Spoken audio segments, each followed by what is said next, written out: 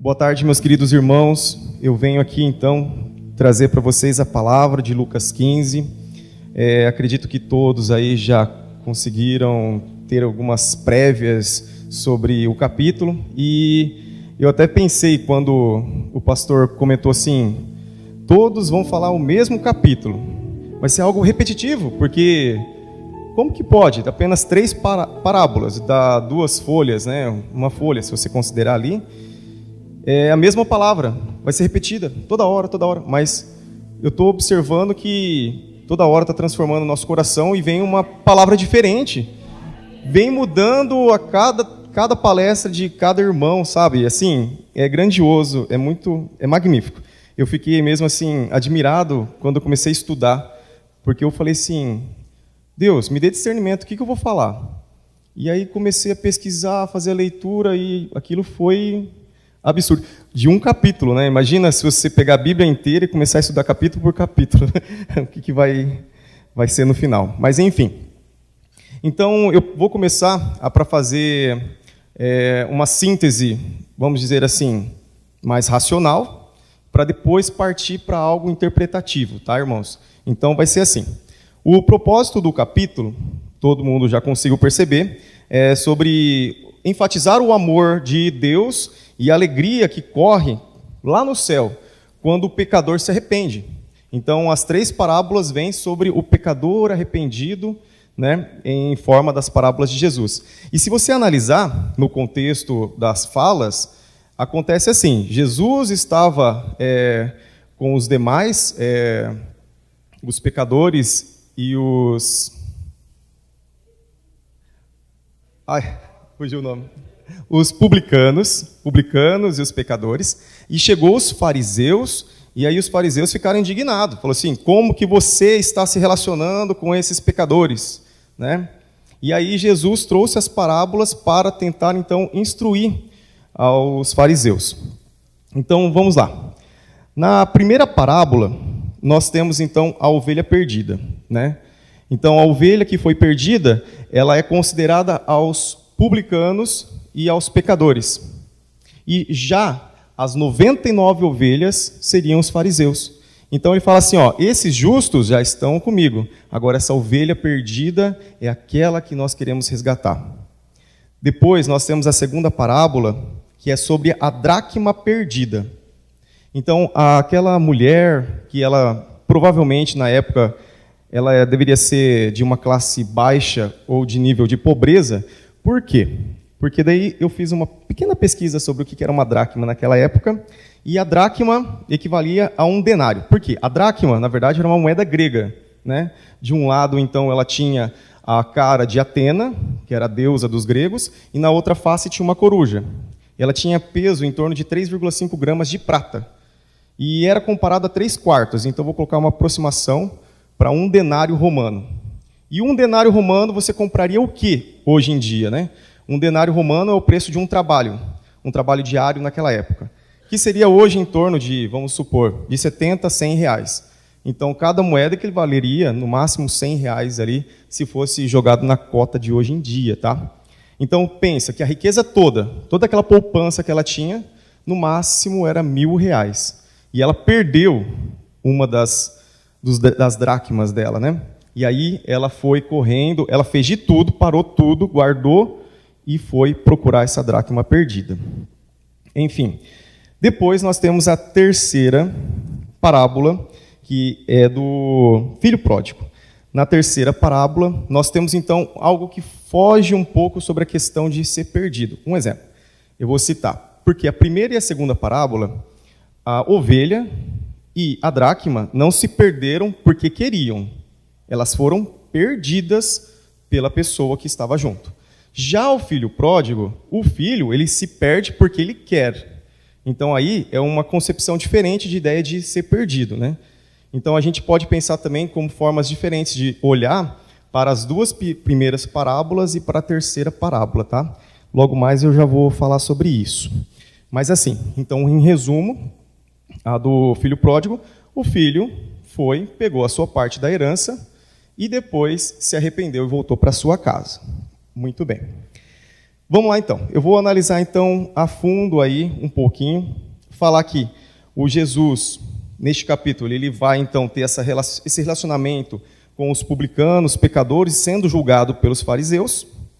Depois, nós vamos perceber então a preocupação ali, ilustra muito a preocupação de Deus com os pecadores, né, na salvação de nós pecadores, porque assim, o foco mesmo é naquela pessoa que está perdida, aquela pessoa que se perdeu, né, e ela quer reencontrar.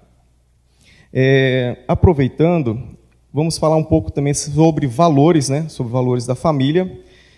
E deixa eu voltar aqui.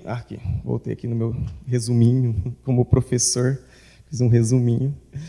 E sobre o nosso tema, resgatando os valores perdidos na família, eu gostaria de enfatizar sobre que nós devemos resgatar o que está se perdendo em nossas famílias. O que está se perdendo? A relação. Então, nós, pais, filhos, irmãos, estamos perdendo o ato de se relacionar um com o outro, né? Eu comecei a perceber isso não só no meio em que eu vivo, em convivo, porque eu estou sempre próximo de muitas crianças na escola, muitos adolescentes, muitas famílias, né? Assim também como meio dos meus amigos, né? Então a gente repara o seguinte: o pai sai de casa, fica o dia inteiro, fica a semana inteira fora, e às vezes não tem aquele tempo de qualidade. Não adianta nada você ter 3 dias em casa, se esses 3 dias não é um tempo de qualidade com a sua família, certo? Então, está perdendo essas relações. Os filhos em si, os filhos também estão perdendo essas relações com os pais, né? Então, vou citar aqui para vocês a parte sobre honrar pai e mãe. Essa é a parte principal que eu quero colocar aqui para vocês. Por que honrar pai e mãe? Então, veja, se a família está desestruturada, se a família ela não tem essa relação, essa afetividade, o que acontece? Você não está cumprindo uma das ordens de Deus. Se você não está sendo obediente, então você não está colhendo a bênção. Porque diz o seguinte: honra teu pai e tua mãe, para que seus dias sejam prolongados na face da terra. Em Êxodo, você tem essa fala. E aí, querendo ou não, eu falei assim, deixa eu ver aqui na Bíblia certinho, quantas vezes isso aparece, né? Porque assim, nós temos às vezes um versículo base que a gente pega e fala assim, nossa, está aqui. E agora que eu comecei também a fazer o propósito desse ano inteiro, ler a Bíblia, né? Então eu e minha esposa e minha família, a gente está se reunindo e fazendo isso, a gente vê que é falado no tempo todo. Existem 25 partes, apareceu 25 vezes na Bíblia.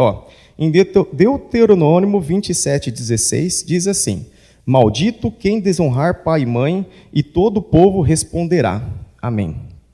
Depois, em Colossenses 3:20, filhos, obedeçam sempre a seus pais, pois isso agrada ao Senhor.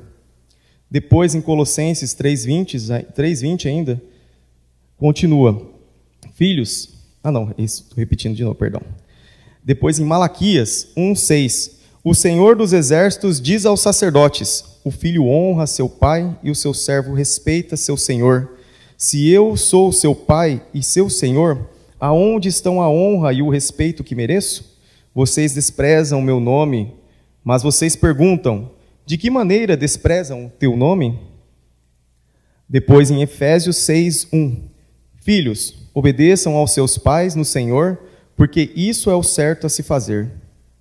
Depois em Provérbios 30:17, o olho de quem zomba do pai e despreza as instruções da mãe será arrancado pelos corvos do vale e devorados pelos abutres. Depois em João 8:49, não tenho em mim demônio algum, disse Jesus. Pelo contrário, honro meu pai e vocês me desonram. Em Efésios 6:2, honre teu pai e sua mãe, esse é o primeiro mandamento com promessa. Então até essa aqui eu acho muito interessante, porque é um mandamento com promessa. Porque bem-aventurados vocês vão colher frutos, vocês vão colher bênçãos se honrar o teu pai e tua mãe. Depois em Mateus 15:5, em vez disso vocês ensinam que se alguém disser a seus pais, sinto muito, mas não posso ajudá-los, jurei entregar como oferta a Deus aquilo que eu teria dado a vocês. Depois em Provérbios 19:26, o filho que maltrata o pai ou manda embora a mãe causa vergonha e desonra pública. Mateus 15, 4. Pois Deus ordenou, honre seu pai e sua mãe, e quem insultar seu pai ou sua mãe será executado. Mateus 19, 19. Honre seu pai e sua mãe, ame o seu próximo como a si mesmo. Efésios 6, 3. Se honrar pai e mãe, tudo lhe irá bem e terá vida longa na terra. Provérbios 1, 8. Meu filho, preste atenção à correção que seu pai, e não deixe de lado a instrução da sua mãe. Êxodo 20, 12. Honre seu pai e sua mãe, assim você terá vida longa e plena na terra que o Senhor, seu Deus, lhe dá. E por último, Provérbios 16, 26. O filho que maltrata o pai ou manda embora sua mãe, eu acabei de repetir essa aqui agora há pouco, né? Causa vergonha e desonra pública. Então, meus irmãos, aqui eu vejo que na Bíblia cita muito sobre honrar o pai e mãe. Então, vamos contextualizar sobre isso. Se a minha casa está desestruturada, o que está acontecendo? Será que a gente está seguindo todos os mandamentos que Deus passou para a gente? Será que esse de honrar o teu pai, honrar a tua mãe, está sendo estabelecido? Por quê? Para pensar. Se eu, como chefe da minha família, não honro meu pai, não honro minha mãe, será que minha filha, minhas filhas, né? Na verdade, eu tenho 2 meninas. Será que minhas filhas vão seguir o mesmo exemplo? Será que minha casa vai ser cheia de bênçãos e as gerações não vão trazer nenhuma maldição? Eu fico pensando sobre isso. Eu falei assim, por mais que a gente tenta trazer tudo, porque assim, a palavra, Deus, Jesus, ela é a nossa candeia, que nem o Nelson comentou, ela é a nossa luz. E essa luz tem que estar dentro de casa. E você, principalmente o sacerdote, né? Ele tem que ser, então, essa é aquela pessoa que segura a candeia, certo? Nós, homens, temos que segurar essa candeia, para junto com a nossa mulher, que ela vai estar lá varrendo, tirando todas as impurezas, né? Vamos colocar essa analogia, e a gente segurando a candeia, iluminando, né? E aí a gente vai encontrar todas essas dracmas perdidas, porque aqui fala sobre uma dracma perdida, certo? Eu coloquei as dracmas de uma casa, de um lar, tá?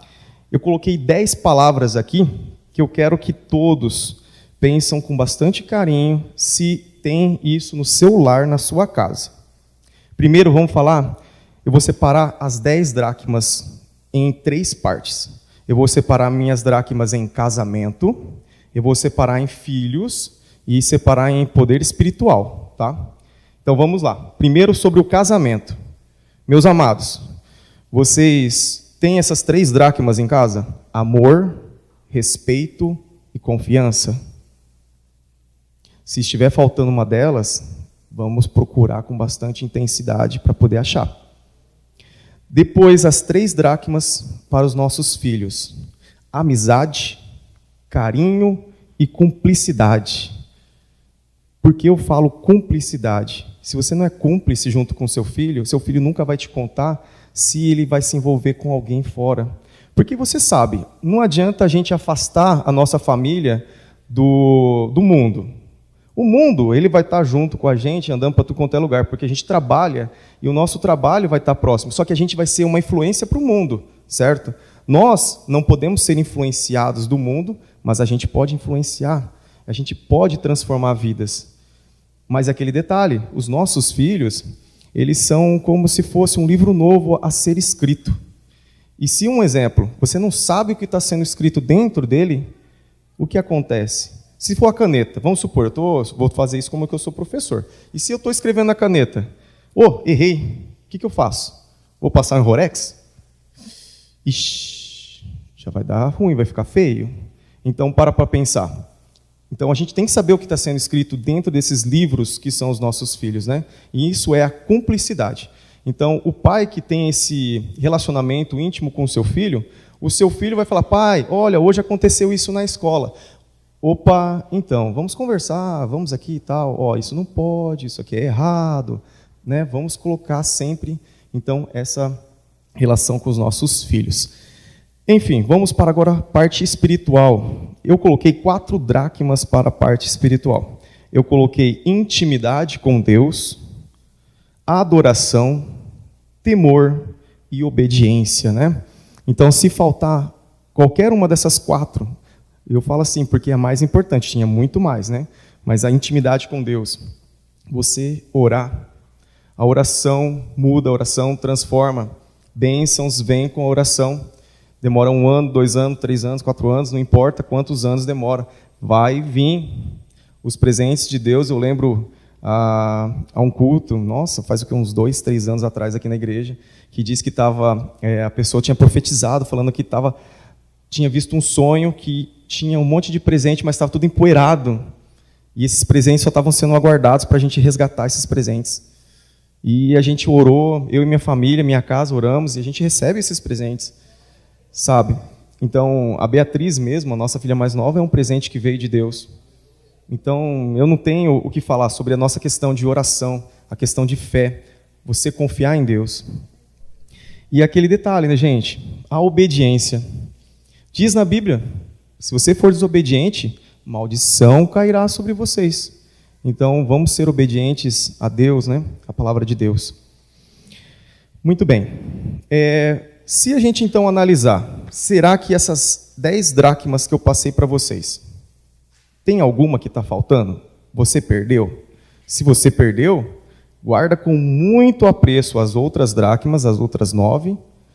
Pega, então, a palavra de Deus, pegue a sua Bíblia, pegue, então, Cristo como a sua candeia e vamos procurar. Vamos orar. Um exemplo, se o relacionamento com a sua mulher não está legal, vamos orar por isso, né? Que nem o próprio Nelson comentou no comecinho, nenhum casamento é perfeito. Você vê, às vezes, lá, está todo mundo, tudo lindo, maravilhoso. Mas, gente, a dificuldade que às vezes a família passa em casa não transparece ao olhar de todos. Então, assim, às vezes você tem aqueles amigos que estão super... Nossa, fala assim, olha, gente, eu tenho inveja daquele relacionamento, daquela família. Nossa, eu queria que minha família fosse igual. Mas espera aí, será que a sua não está melhor que a dele e você não sabe? Você não sabe a dificuldade que às vezes ele está passando em casa. Às vezes ali é superficial o que ele está vendo, o que a gente vê. Porque só em casa todo mundo sabe, né? Só dentro do seu íntimo você sabe o que você está passando, o que você sabe que você está sofrendo. Mas existe uma pessoa que sabe por tudo que você está passando. E quem é ele? Exato.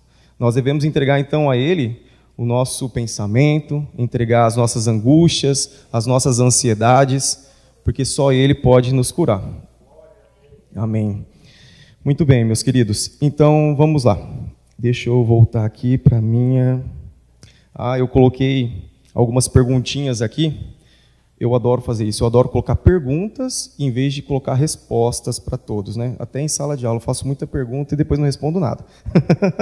Vamos lá. Vou perguntar. Você já se perguntou se hoje de manhã você deu um abraço no seu filho? Eu sei que a primeira coisa que a gente vai acordar, vai orar, colocar o nosso dia a Deus, ler a Bíblia, tomar um café da manhã, vamos fazer tudo o que nós já programamos. Mas será que a primeira coisa que você fez, você pegar o seu filho, bom dia, meu amado, ou preciosidade, e dar um abraço nele, e um beijo. Ou a sua mulher mesmo, você abraçar a sua mulher e falar assim, existe uma palavra que está faltando muito nos casamentos hoje em dia, que é a palavra eu te amo. Porque a pessoa, às vezes, não pronuncia essa palavra para outra, porque no seu coração, talvez não foi ainda identificado essa palavra. Então, é assim, você olhar para outra e você afirmar. Por quê? Amor é afirmação, meus irmãos. Amor é afirmação. Se você não falar todo dia, eu amo você, porque a gente define amor, paixão e se confunde, certo? Isso serve muito para os adolescentes. Tem adolescentes que falam, nossa, eu encontrei o amor da minha vida, eu vou me casar. Espera aí, né? Igual no curso para casados. No curso você vai falar assim, você tem certeza? Porque depois que você toma essa decisão, os dois serão um só. E o que Deus uniu, o homem não separa. Então você tem que estar firmado. Mas vai me completar. Não, não vai completar, você já é completo. Deus já te deu completo. Se você não tiver completo, esquece. Casamento não te completa. Sinceramente, meu irmão. Você já é completo por Deus. Você tem que estar completo já em Jesus Cristo, pronto. E falar assim, eu amo, e ela vai me amar, e ela também já está completa, e agora a gente vai se unir e se tornar um só. Acabou. Chega. É desse jeito que tem que ser. Agora, a gente tem que pensar muito sobre isso. Falta de tempo de qualidade. Aquele detalhe. Todo mundo hoje tem um celular, todo mundo hoje tem um tablet, todo mundo hoje tem um videogame, todo mundo hoje tem um computador, um notebook, uma TV. Ah, eu tenho stream, eu assisto doramas, eu assisto Netflix, eu assisto o que for. Espera aí. Aí a gente para pensar. Estou sentado em casa, outro dia eu vi crianças assim, achei até bonitinho. Sentou 1, 2, 3, 4, 5 perto. Cada uma com o celular jogando. Não falava um um para o outro. Né? Você só Eu falei assim, tem criança aqui? Não, não tinha nenhuma criança. Tinha sim. As crianças estavam quietinhas porque estavam jogando. Né? A mesma coisa acontece às vezes em casa. Às vezes assim, eu sou falho, né? Na minha casa mesmo eu sou falho, porque às vezes eu estou cansado, você chega do serviço, depois de 8 horas de trabalho, você fala, nossa, hoje foi cansativo, eu quero relaxar um pouco, vou sentar, mas espera aí, né? Aí aquele momento bate no seu coração. Eu falo que assim, muitas vezes eu cometo esse erro, e assim eu estou tentando me policiar, e às vezes eu falo, tem que brincar um pouquinho, tem que pegar a Beatriz no colo, tem que fazer não sei o quê. A Rosana também está cansada, Então a família sempre está aquela necessidade, né? E assim, muitas vezes a gente procura satisfazer as nossas necessidades primeiro do que as necessidades de quem a gente ama de verdade, né? Muito bem.